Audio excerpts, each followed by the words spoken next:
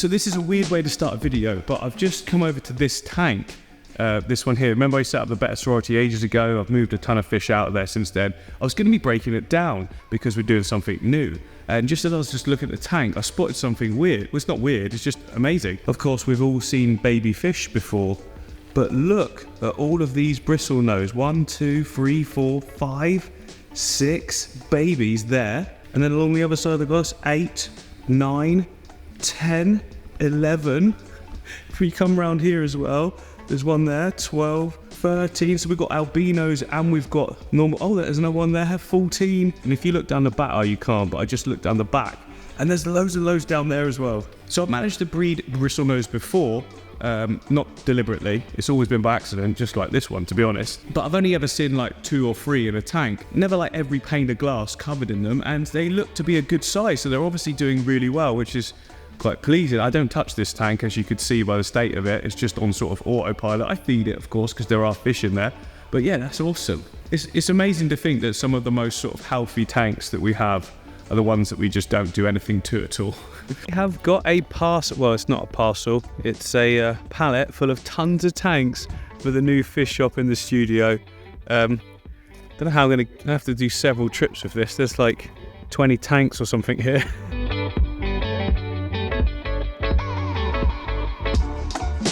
So it is Saturday. I did the announcement video yesterday that Matt is going to be starting on Monday. So I've got 2 days. I need to get quite a few things sorted in the studio before he gets here. I don't want him walking into, you know, a bit of a mess that we've got now. I'm not really talking about this lot when I say mess. That's just going to have to, I won't leave it like that, obviously. That's a bit of a health and safety risk. But we've basically got, I think, how many tanks? 1, 2, 3, 4. I've got 10 of the 45 litre aquariums, so 45 centimetres as well. And then I got 10, I think, of the cubes. Something like that anyway. And then we've got loads of the big lighting that goes over the top of it all. In this section here, it's all going to be moved. So we need to build a racking system for all of this to go, or half of this to go on, and then half of it goes the other side as the shrimp shack. And then that back section eventually will be filled out as well. But you know, all in good time.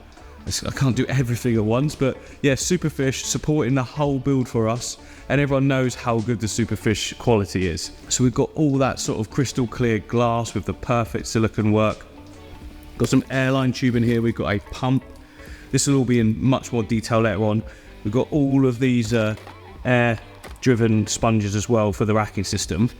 I got a load of the ceramic media and the carbon as well to go in different filters, and I've got a ton of these as well from Superfish, which are the really nice inlet and outlet pipes. They won't be on the racking system, of course, because we're using the sponge filters, but it does mean that I can place these on other tanks moving forwards. Now, what I want to get organised is lots of the tanks, the ones that I'm going to be keeping for a little bit. Some of them I'm just going to get rid of straight away. It'll be one of our first jobs, is to go around and organise what we're keeping and what we're not. But any that I am keeping, I want to actually look good. And I've just noticed I really need to sort out these plants. They need the dead leaves trimmed off that have gone yellow, and they are so thirsty. I'm so sorry, guys.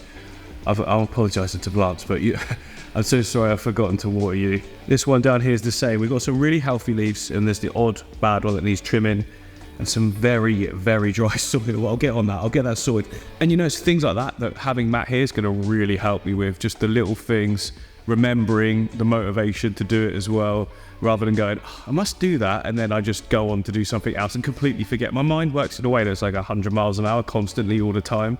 So I do quite often forget stuff unless I really focus. I mean, most of us are like that, right? Aren't we? I mean, no one's like perfect. Like, actually, Kate is pretty good. She like writes lists down and things like that. I don't do lists. I forget to write the list. So for instance, this tank here, the 200 Tetra tank, there's a lot of mold down the bottom. Some of the leaves on some of the Anubias and things needs to be coming off. Maybe a little bit more of a hack back on the top section as well. Yeah, it's not too bad, this one. I think it's quite a nice environment for the fish. I just think that mold at the bottom there is really spoiling everything. So that's just an easy fix of siphoning it out. And then next to it, the swordtail and black molly tank, which is just absolutely thriving, if I'm honest. I literally left it alone and it just keeps growing and growing. Look at all the babies now, the swordtails. They're all growing up. And there's absolutely tons of them. Remember, I only had 6 mollies in this, 6 swordtails in this tank. And now we've got all these babies dotted around everywhere. There is the odd black molly as well, baby, but Haven't seen any for a while, to be honest. The Archerfish tank is doing good. It's basically got no algae apart from this tiny little bit of glass at the front here. It's got some diatoms where the most amount of light is hitting it. It's like the midpoint of where the light meets. And that's it. That's the only algae though. So I'm really happy with that. I've nailed the lighting levels. If you get your lighting levels right, as in not too bright, you just don't get tons of string algae and things like that. It makes the whole tank so much more enjoyable as well. You can just basically sit back, enjoy the fish. I mean, what's this been, a month now? A month set up, maybe 3 weeks, and no algae at all, and just, yeah, thriving. Fish are doing amazing as well. Right, so it's pretty simple to get all the mulm off the bottom of this tank. All you need is a hose and a bucket, and I'm sure most of you that keep fish will have a hose and a bucket. At least I hope you do anyway. So I've got these two sort of, I don't know what these are called, but they're like the floppy buckets. They hold water, quite a lot of water, and then you can carry them quite easy as well. You have to be careful though that you don't do that when you walk in or let it slosh. So you can't fill them right up, but you know, there's a lot of water that we can take out of that. Or you can run your hose straight out. Now I've actually got two hoses that I use. I use this one, which is like a big hole in it, for really fast water changes. This just takes water down so quick, but it's a bit too aggressive for like siphoning crud off the bottom. And then I use this one, which is like, it's two hoses joined together just to make it longer, but it's got like smaller inlets, so you can just be a bit more sort of careful with it. Find this one works really well just to get down there, but it doesn't suck up a ton of gravel and things like that as well. Now you do of course have to be a little bit careful when you're, is that siphoning now? No. Oh, I've still got my watch on. I think it's waterproof, I don't know. But yeah, you have to be a little bit careful when you're siphoning, because obviously the fish are going to be a little bit interested, but just stirring it all up. I like to do little sort of circles with it, and that tends to sort of dislodge anything without pulling up a load of gravel. Because if I get a load of gravel in this, it's going to stop the siphon pretty much straight away, because it's not like a thicker piece of hose. Well, there's a lot of mess down here. Most of that's just got stuck in the end. There we go. So that's the thing, to start with, the fish aren't like that interested, and then very quickly they're like, come right over and try and go up the hose. This isn't the most funnest of jobs, of course, and it's quite time consuming, but it looks so much better when it's done.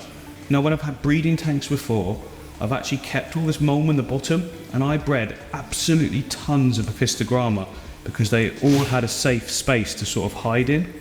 So yeah, the mulm can be actually really beneficial to certain ecosystems, but obviously in a display tank it doesn't look that great, does it? It's funny, it's not until you get right up close and personal to your tank you realise just how much mess there is. Now this is going to be classed as a water change, of course, isn't it? Because I'm going to be taking out a fair amount of water here, probably a good third of the tank, or maybe a quarter. And this will be the first water change this tank's actually had in a really, really long time. Come on fishies, out the way. Oh no, I've got a stone stuck in the end. I need to get that out. So that's the majority of the big bits of the mulm taken care of, but there's still quite a bit there. I'm going to have to stir the gravel up a little bit just to get it to the water column, and then I can take it out of the water column. It means a bigger water change. So you can see there, I've only taken off a little bit. So I can afford a bit more. I mean, I can do a big one as well. It's not going to hurt. It's so well established. But I don't like to take up more water than is needed, you know? So I'm just going to get right in here, look, and just get wafting. It's going to look really messy for a little bit, I know that. It's quite a bit down in this corner as well.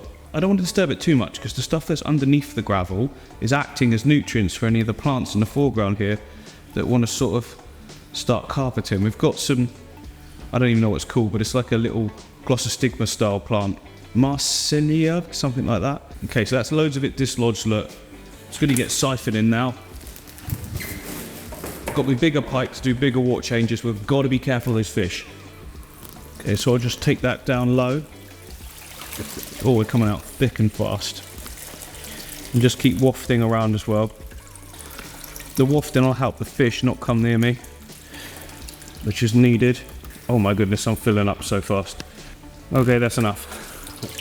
Now, of course, we could go one step further than this and add in a load of fresh sort of gravel on the top, but I think that would kind of spoil it. It's got that sort of mature age look, and when it's like brand new gravel or sand, I just think it looks, I don't know, it does look artificial. I always think a tank looks best after about a month, And this is way older than that now. It's got to be 4 months, I think. But yeah, it just needs a glass scraping and then water top up.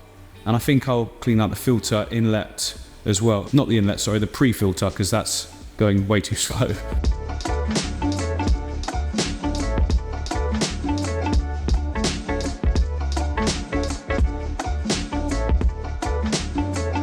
There we go, looks super clean, looking really fresh again.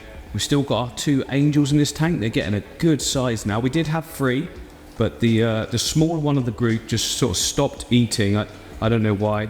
It wasn't even being picked on, to be honest. It was just staying in its own sort of area. The other 2 occupy the back space and come out every now and again, but yeah, it just stopped eating, and eventually I'm guessing it went to the back of the tank and sort of passed away. I've not taken anything out of the tank. Now, some people ask me, you know, is this a problem if you get fish dying in your tank? Well, if you've got a massively planted tank like I've got in this one, and also this tank, like if a fish dies, first of all, you're not going to be able to see it, are you? And second of all, there's so many plants that they'll just sort of eat up any ammonia. The ammonia will act as a food source. So yeah, I don't really notice any fish deaths unless they're like obviously right out in the open. And obviously I will get fish deaths like every single fish keeper does. Recently I experienced quite a few in this one for an accident, as a lot of you know. Now I could be wrong obviously, but I'm pretty sure that I've not had any deaths of the tetras at all, because they're always at the front, and I feel like I would have seen those, but I can't be certain about that. But it's good to know these here, and I think they are a pair because they're always together. They, I don't know, is there a way of sexing angelfish? Have I got a male and a female here? Let me know what you guys think. All I know is they've got great coloration. I'm loving the blue. Look at the blue on the bottom fin, the pectoral fins. They're just so nice. Yeah, there you go. That's a better shot. Really showing the blue there now. They're looking at the top, looking for food coming down because I just went close to the tank. look at all the tetra.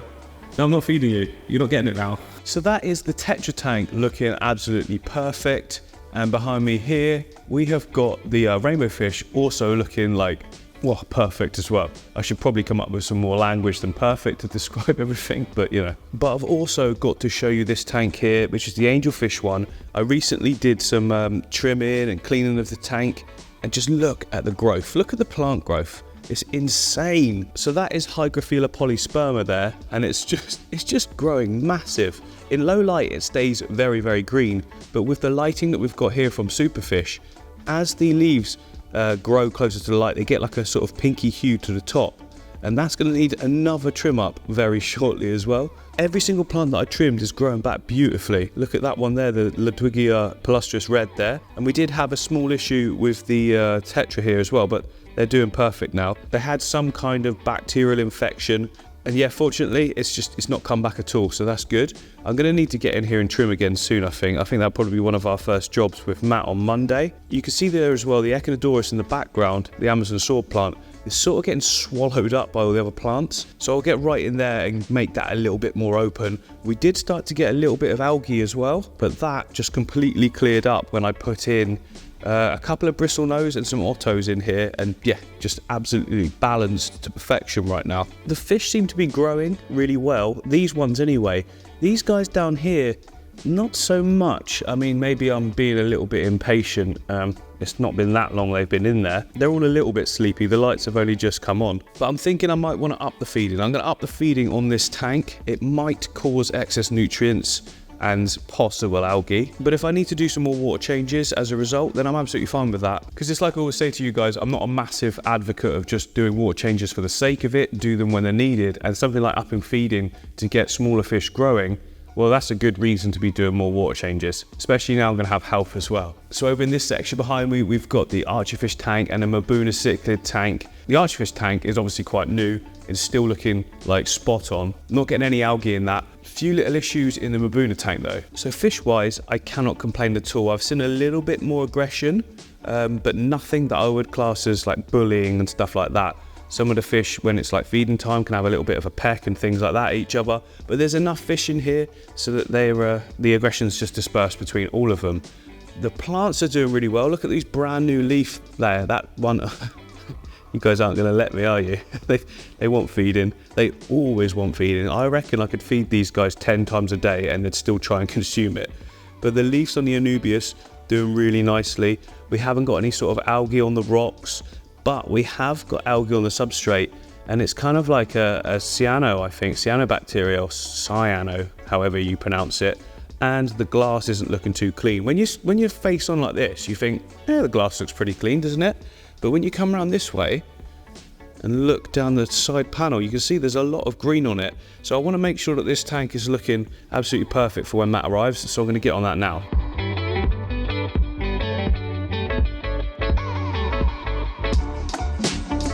There we go, look, that is the Mbuna tank looking really, really fresh. So the sand is looking nice and tidy, the fish looking healthy, the water crystal clear, no algae anywhere, the perfect sort of entrance to the tank, if you like. And we've pretty much got the same story as well over here with the archer fish. They've just run to the back because I've jumped in front of them with the camera, but yeah, no algae, just bliss, utter bliss. Just I'm so happy with how everything looks. So I'm massively excited and proud to be able to have Matt come into the studio and start working with us. I never ever thought, you know, what was it, like 4 years ago when I started putting some tanks in my shed, because my wife wouldn't let me put any more in the house, that it would turn into what we've got today. And this is literally just the start of it as well, especially with what we've got planned. Now I want Matt to be able to come in here and just like straight away feel at home, not feel like there's a ton of stuff to do. So that's why I wanted to get some of the tanks that I know I'm keeping looking really, really good, you know, because then we can go like, you know, that one's going, or whatever, decide with Matt what he thinks we should and shouldn't keep. You know, it's just going to be more of a sort of working together thing. Yes, technically, you know, I'm bringing him on and paying him, but I don't want to treat it like that. I don't want to treat it like a boss and employee relationship. It's just two people using both their brains to just bring everything together, create entertainment for you guys, but the first and foremost, just us having fun. Like if we have fun, you guys should hopefully have fun as well. We've got massive, massive plans like you wouldn't believe. Stuff I thought I'd never be able to do, but because there's going to be two people in here that know what they're doing, me to some degree, but Matt to a massive degree, it just means that I'm able to, you know, go that extra step, go that little bit higher, put even more investment in, take a little bit more risk as well, because I'm pretty sure that you guys will love the plans. You know, over the years, it's been quite sort of like, it can be lonely. Being a YouTuber, it looks like it's constant fun, but there's a lot of times you're just sort of on your own. Yeah, there's music playing and stuff like that. It can be very lonely.